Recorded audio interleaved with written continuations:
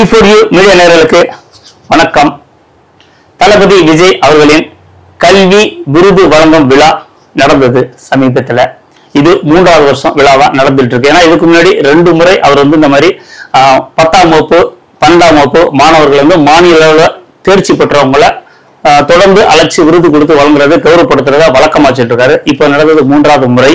இந்த முறை 234 தொகுதியிலே இருக்கிற ஒவ்வொரு தொகுதியிலையும் 6 பேர், அதாவது 10ஆம் வகுப்புல 3 பேர், 12ஆம் வகுப்புல 3 பேர் அப்படின்னு சொல்லி 6 பேரை தேர்வு செஞ்சு நேற்று நடந்த நிகழ்வுல மொத்தம் 88 தொகுதிக்கு 528 மாணவர்கள் மாணவிகள் அவங்களோட பெற்றோர்களை அழைச்சி நேற்று ஒரு மிகப்பெரிய விழா நடத்தி கௌரவப்படுத்தினாரு. இது என் பார்வையில இது வரைக்கும் இந்த கல்வி சம்பந்தமான விழாக்கள்ல இதுதான் முதன்மையான விழா அப்படின்னு நான் உறுதியா சொல்லுவேன்.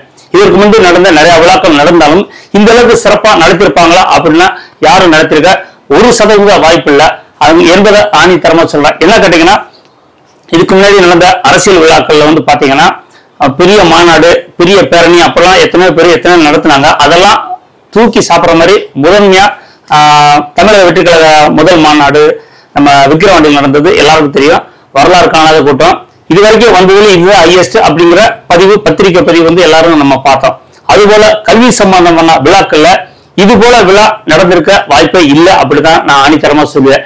எப்படி காரணம் ஏன் எப்படின்னு கேட்டீங்கன்னா, இதுக்கு முன்பு நடந்த விழாக்கள்லாம் பாத்தீங்கன்னா அந்த விழா நடத்துறவங்க சரி, அந்த விருது கொடுக்கறவங்க சரி, அதிகபட்சமா ஒரு 10 பேர் கொடுப்பாங்க. அதுக்கப்புறம் பாத்தீங்கன்னா அடுத்த கட்ட தலைவர்கள் தான் அந்த பணியை தொடர்ந்து செய்யறத வழக்கமா பார்த்துட்டு வந்துட்டு இருக்கோம்.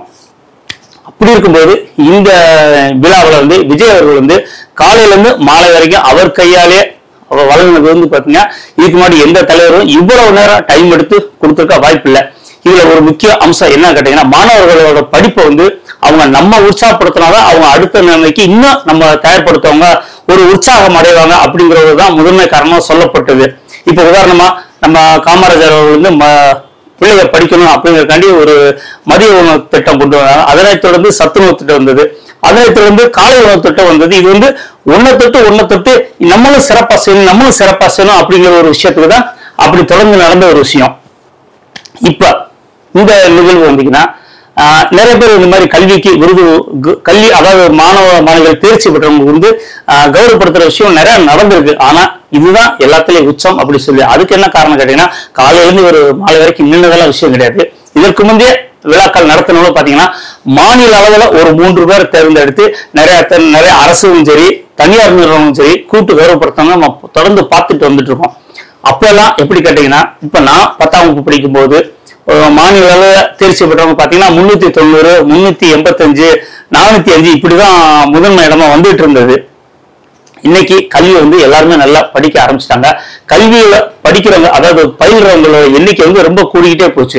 ஏன்னா சில சதவீதங்கள் அப்படி சொல்லுவாங்க, வருஷம் படிப்பவர்கள் எண்ணிக்கை கூட படிப்புக்கான முக்கியத்துவம் எல்லாருக்கும் தெரிய வருது. இன்னைக்கு இருக்க பேரண்ட்ஸுமே கல்விதான் முக்கியம், கல்வி செல்வம் அழியாத ஒரு செல்வம், கல்வி படிச்சாதான் எந்த இடத்துலயுமே நம்ம வேலை செய்ய முடியும் அப்படிங்கிற விஷயத்தை தாண்டி இன்னைக்கு டிஜிட்டல் உலகம் போச்சு. 2-3 மொழியை தெரிஞ்சுக்கிட்டதான் நம்ம உலகத்துல எங்க வேணாலும் போய் வேலை செய்யலாம் அப்படிங்கிற விஷயம் கல்வியோட முக்கியத்துவமும் எல்லாருக்குமே தெரிஞ்சதுனாலதான் எல்லா பெற்றோர்களும் அவங்க பிள்ளைங்களை படிப்புல கவனம் எடுத்துக்கிறாங்க. கவனம் எடுத்து வளர்ற பிள்ளைங்க இந்த மாதிரி தேர்ச்சி பெறுது. கவனம் எடுக்காதவங்க அதுக்கான விடை அவங்களுக்கு கிடைச்சிருது. சோ நேற்று நடந்த நிகழ்வு அவ்வளவு உச்சபட்ச விழாவா ரொம்ப நல்லா மிக சிறப்பா நடந்தது. எல்லாரும் மகிழ்ச்சி நெகிழ்ந்து போனதை நம்ம கண்கூட பார்க்க முடிஞ்சது. ஏன்னா ஒரு சினிமா நடிகரை பார்க்கறதுக்கு, சினிமா நடிகருக்கு பொதுமக்கள் மத்தியில எவ்வளவு வரவேற்பு அப்படிங்கிறது எல்லாருக்கும் தெரிஞ்ச விஷயம் தான். ஒரு சின்ன நடிகர், ஒரு சீரியல் நடிக்கிற நடிகர் தெருவு நடந்து போனா கூட அந்த நடிகர் சுத்தி கூட்டம் கூட்டுறதை நம்ம பார்த்து சந்தோஷப்படுறத பார்த்திருக்கோம். தமிழ்நாட்டோட ஒரு உச்சபட்ச நட்சத்திரத்தை பக்கத்துல நின்று அவர் கையால விருது வாங்குறதுன்றது அந்த குழந்தைக்கு எவ்வளவு ஒரு மகிழ்ச்சியை தரும், அவங்க பெற்றோர்களுக்கு எவ்வளவு பெரிய மகிழ்ச்சியை தருங்கிறத நேற்று நான் கண்கூட பார்த்தேன். நேற்று இந்த விழா கொண்டு வந்த எல்லாருமே முகத்துல அப்படி ஒரு சந்தோஷம், அப்படி ஒரு பின்சிரிப்பு, இப்படி இந்த மாதிரி சந்தோஷத்தை எத்தனை கோடி கொடுத்தாலும் நம்ம வாங்க முடியாது. அவ்வளவு நெகிழ்ந்து போனதை நான் பக்கத்துல இருந்து பார்த்து நானுமே நெகிழ்ந்து தான் போனேன். ஒவ்வொருத்தரும் அவங்க சந்தோஷத்தோட ஒவ்வொருத்தரும் அவங்க வாயால விஜய வாழ்த்திட்டு போனதை பாக்குறது பாத்தீங்கன்னா எனக்கு இந்த விழா ரொம்ப புதுமையா இருந்ததை தாண்டி விஜயோட வளர்ச்சி, அதாவது அவரோட அரசியல் அடுத்த கட்ட நகர்வை நோக்கி போயிட்டு இருக்கு அப்படிங்கிறத நான் சொல்லுவேன். இதுக்கு முக்கியமான காரணம் என்ன கேட்டீங்கன்னா, நான் ஏற்கனவே சொன்ன மாதிரி அந்த விருது வழங்குறவங்க 10 பேர் கொடுத்துட்டு போயிடுவாங்க, ஆனா தொடர்ந்து நிக்க மாட்டாங்க. ஆனா இவர் தொடர்ந்து நின்னதோட ஒவ்வொருத்தவங்களும் தங்க மனசுல இருக்கிறத சொல்ல இருக்க டைம் கொடுத்தாங்க. சில பேர் அதிக நேரம் எடுத்துக்கிட்டாங்க, சில பேர் 2 வார்த்தையில ரத்தின சுருக்கமா சொல்லிட்டு போயிட்டாங்க. பட் எல்லாத்தையும் இவர் இருந்து பக்கத்துல இருந்து அவங்க உணர்வுகளை மதிச்சதுதான் பெரிய இதுல ரொம்ப ஹைலைட்டா விஷயம். அதான் நான் பார்க்க முடியுது. ஏன்னா யாருக்கும் அந்த அளவுக்கு டைம் இல்லை. இன்னைக்கு எல்லாருமே ஒரு ஸ்கூல் பீரியட் 45 நிமிஷம்னா ஒரு பீரியடுக்கு மேல அவங்களால உட்கார முடியாது. பட் ஆனா காலையில இருந்து சாயங்காலம் வரைக்கும் ஒரு மனுஷன் நின்னார் அப்படி இருந்து பார்த்தா அவ்வளவு சாதாரண விஷயம். நடுவுல ஒரு டீ சாப்பிட, ஒரு லஞ்சுக்கு அப்படி சின்ன சின்ன பிரேக் எடுத்தா கூட 10 நிமிஷம் 5 நிமிஷம் எடுத்தாரு. ஒரு 4-5 டைம் பிரேக் எடுத்து காலையில இருந்து சாயங்காலம் வரைக்கும் ஒரு 4 டைம் பிரேக் எடுத்தா கூட 5 நிமிஷம் 10 நிமிஷத்துக்கு மேல அவர் எடுத்துக்கல, உடனே ஓடி வந்துட்டாரு. ஏன்னா வெளியூர்ல வந்த மக்கள் நமக்காண்டி வந்திருக்காங்க, அவங்க நம்ம சரியா அவங்களுக்குரிய அங்கீகார மரியாதை கொடுக்கணும் அப்படிங்கறதான். அப்படி அந்த நேரத்துலதான் அதிகபட்சம் பிரேக் எடுக்காம நிகழ்ச்சியை தொடர்ந்து நடத்துறதுக்கு அவர் ஒத்துழைப்பு கொடுத்தாரு. இந்த விழா அவ்வளவு ஒரே உச்சபட்சமா நடந்தது. ரொம்ப பாராட்டுக்குரிய விஷயம். இதுல அரசியல் இருந்தா கூட அரசியல் சாயம் கொஞ்சம் கூட பூசப்படல. ஏன்னா தமிழக வெற்றி கழக பொறுப்பாளர்கள் மாவட்டம் தோறும், ஒன்றியம், நகரம் அப்படின்னு வந்திருந்தா கூட ஒரு பேனர், ஒரு கட் அவுட், எந்த போஸ்டர் அப்படி எந்த ஒரு விஷயம் இல்லை. இது முழுக்க முழுக்க கல்வி அப்படிங்கிற ஒரு மையப்படுத்தி தான் போனது. இது அரசியல் சாயம் பூசாம ஒரு நடந்த நிகழ்வா இருந்தா கூட, ஆனா பொதுமக்கள் எல்லாருமே வந்தவங்க எல்லாருமே அடுத்த முதல்வர் நீங்க தான், அடுத்த முதல்வர் நீங்க தான், நீங்க எந்த தொகுதி விருதுகிரியில் நீங்க போட்டி போடணும், நாங்க உங்களை எம்எல்ஏ ஆக்கி சட்டமன்றத்துக்கு அனுப்புவோம் அப்படின்னு விருதுகிரி மக்கள் சொன்னாங்க. அதே போல தேனி மாவட்டத்தை சேர்ந்தவங்க சக்தின்னு ஒருத்தர் வைகடம்காரு, சபரின்னு ஒரு ஒடுவு விட்டுக்காரு, அவரெல்லாம் பாத்தீங்கன்னா எங்க ஆண்டிவட்டி தொகுதியில நிக்கணும். ஏன்னா எம்ஜிஆர் அரசியலுக்கு முதல் நின்ன தொகுதி ஆண்டிவட்டி தொகுதி. அதுல மிகப்பெரிய வெற்றி அடைஞ்சாரு, தொடர்ந்து முதல்வர் இருந்தாரு. அதே மாதிரி ஜெயலலிதா அவர்களும் முதல்ல நின்ன ஆண்டிவட்டி தொகுதி, அவங்களும் தொடர்ந்து நின்று ஜெயிச்சு முதல்வராக இருந்தது நம்ம வரலாறை பார்த்துருக்கோம். அதே மாதிரி நீங்களும் ஆண்டிவட்டியில தான் நிக்கணும் அப்படிங்கிற கோரிக்கை வச்சாங்க. வந்தவங்க எல்லாருமே அவங்கவுங்க மனம் திறந்து பாராட்டினது எந்த ஒரு அரசியல் தலைவருக்கும் கிடைக்காத ஒரு மிகப்பெரிய வாழ்த்து மலையாத்தான் அதை நம்ம பார்க்க முடிஞ்சது. திரும்ப திரும்ப சொல்ற ஒரே விஷயம் என்னன்னா, நேற்று அரசியல் விழா அப்படி இல்லாம சாயம் பூசாம அவங்க கட்சிக்காரங்க நடத்தினா கூட பொதுமக்கள் எல்லாரும் அரசியலை மையப்படுத்தி அடுத்து நான் உங்களுக்கு ஓட்டு போடுவேன் அப்படிங்கிற உத்தரவாதத்தை கொடுத்துட்டு போனதை நம்ம கண்கூட பார்க்க முடியுது. இந்த விழா வரலாற்று சிறப்புமிக்க ஒரு விழாவா நடந்திருக்கு. அது இனிமேல் இப்படி ஒரு விழா யாராலும் நடத்த முடியாது அப்படிங்கறத நான் உறுதியா சொல்லுவேன். இந்த அளவுக்கு பொறுமையா யாரும் வழி நடத்தி செல்ல முடியாது அப்படிங்கறத நான் அடிச்சு சொல்லுவேன். அந்த விழாவை ஏற்பாட்டாளர்கள் அப்படின்னு பாத்தீங்கன்னா, இந்த விழா நடக்கிறதுக்கு தொடர்ந்து 2-3 நாளா அதுக்காண்டி கடுமையான கட்சிக்காரங்களும் பொறுப்பாளர்களும் வேலை செஞ்சதை பார்க்க முடியுது. நம்மளே முதல் நாள் நிகழ்ச்சி எப்படி நடக்குது அப்படின்னு ஒரு பார்வையிட போகும்போது அந்த புஷி ஆனந்தவர் நாளை நிகழ்ச்சி எப்படி நடக்கணும், எப்படி வர்றாங்க போறாங்க அப்படிங்கறதெல்லாம் சரியா பண்ணிட்டு இருந்தாங்க. அதுபோக மருத்துவ குழு வச்சிருந்தாங்க.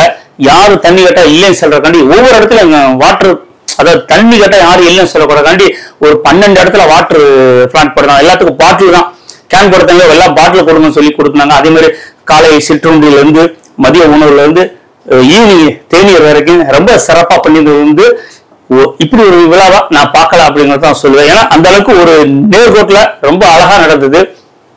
எந்த ஒரு சத்தம் சலம்பல் எதுவும் இல்லாம நடந்ததுங்கிறது ஒரு ரொம்ப ஆச்சரியமான விஷயமா தான். ஏன்னா பொதுவா விழாக்கள் ஏதாவது ஒரு குறை வரும், ஏதாவது ஒரு சலசலப்பு வரும், யாராவது என்ன இப்படி சொல்லிட்டாங்க அப்படி சொல்லிட்டாங்க அப்படின்னு சொல்லி கருத்து மோதல் அப்படிங்கிற விஷயம் வரும். ஆனா அப்படி ஒரு எதுவுமே இல்லாம நடந்தது ரொம்ப ரொம்ப ரொம்ப ஆச்சரியமா இருந்தது. விழாவில் மதிய உணவு நடக்கிற நேரத்துல நம்ம ஆதவ அர்ஜுன்லாம் பாத்தீங்கன்னா அந்த ஹாலே நின்னாரு. ஒவ்வொருத்தவங்களும் சாப்பிடணும், நல்லா சாப்பிடணும், நல்லா சாப்பிடணும்னு உபசரிக்கிற விஷயங்களும் பாத்தீங்கன்னா ரொம்ப பிரமிப்பா இருந்தது, ஆச்சரியமா இருந்தது.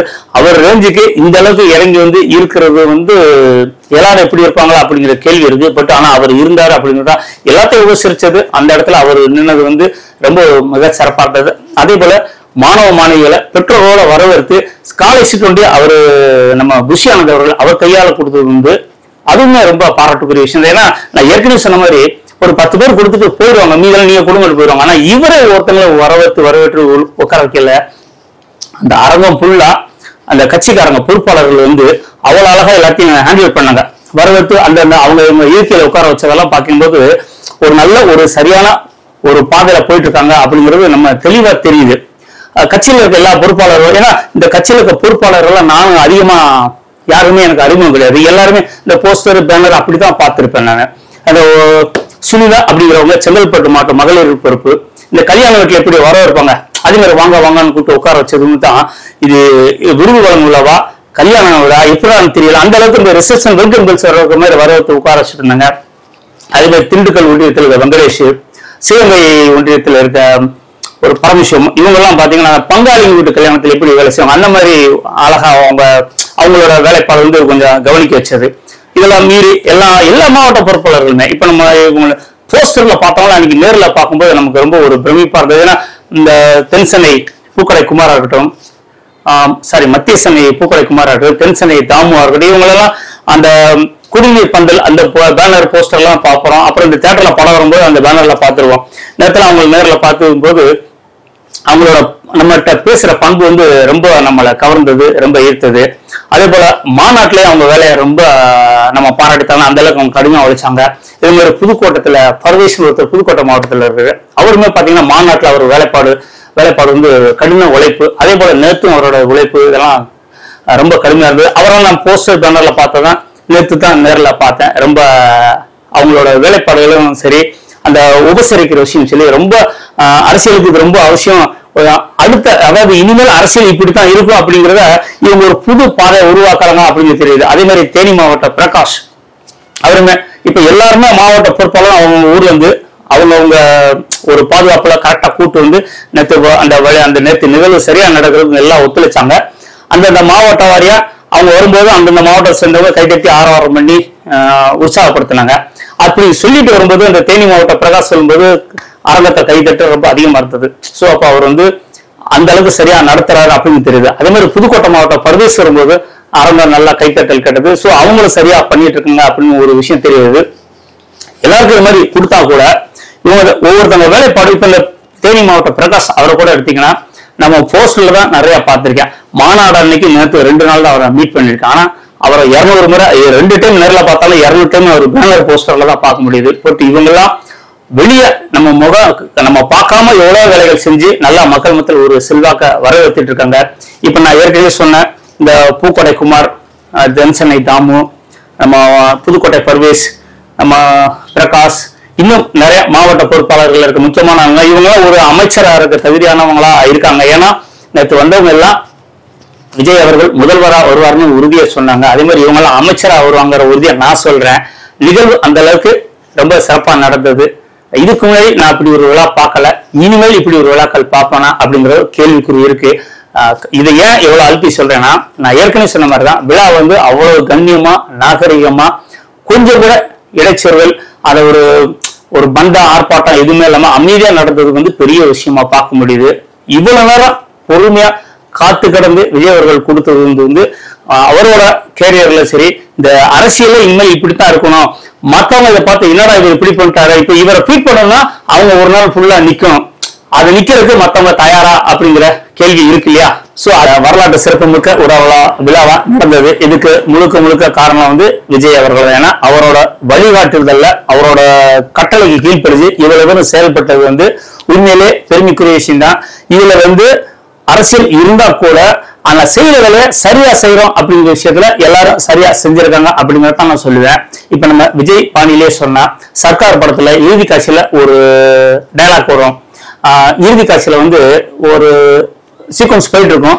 அப்ப வந்து சைலண்டாவே இருப்பாரு. இவருக்கு எதிராக விஷயங்கள் வந்துகிட்டே இருக்கும். அமைதியா இருந்துட்டு ஒரு சம்பவத்தை வீடியோ போடுவாங்க. போட்டுட்டு இப்போ போடுற ஓட்டா அப்படின்பாரு. அப்ப வந்து பாத்தீங்கன்னா இவர் மிகப்பெரிய வெற்றி அடைஞ்சார் அப்படிங்கிற மாதிரி படத்துல சொல்லியிருப்பாங்க.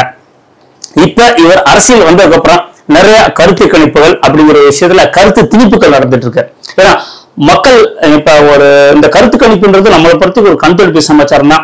காசை கொடுத்தா யார வேணாலும் சொல்லுவாங்க அப்படிங்கிறது தெரிஞ்ச விஷயம் இருந்தா கூட அந்த கருத்து கணிப்புங்கிற விஷயம் வந்து இவருக்கு சில பேர் சதவீதம் போட்டு இவ்வளவு சதவீதம் அப்படின்னு சொல்றாங்கல்ல. இந்த விழா நடந்திருக்கு. இப்ப தமிழ்நாட்டில இருந்து எல்லா பேரும் வந்திருக்காங்க. இதுக்கு முன்னாடி 2 முறை, இப்போ ஒரு நேற்று 3வது ஆண்டு, இன்னும் 2 கட்ட விழாக்கள் நடக்க இருக்கு. இப்ப நான் ஒரு விமர்சகரா சொல்றேன், இப்ப கருத்து கணிப்பு எடுங்க பார்க்கலாம் அப்படிங்கிற ஒரு விஷயத்த சொல்லி முடிக்கிறேன். நன்றி, வணக்கம்.